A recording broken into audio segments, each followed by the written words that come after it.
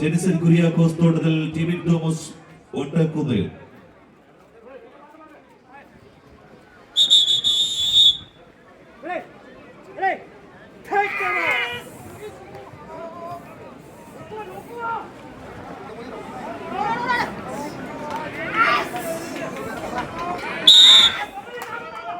സ്വീകരിക്കാം 14 കായിക താരങ്ങൾ 2 ജില്ലകളുടെ പങ്കാളിത്തം. ഒരു പുറത്ത് ഭീഷ്മ ബോയ്സിന്റെ ചമ്പട കൂട്ടങ്ങളായി തന്നെ എറണാകുളത്തിന്റെ ആവേശകരമായ പോരാളികൾ ഒരു പുറത്ത്, മറുപുറത്ത് ചലഞ്ചേഴ്സ് കുന്നക്കാലി.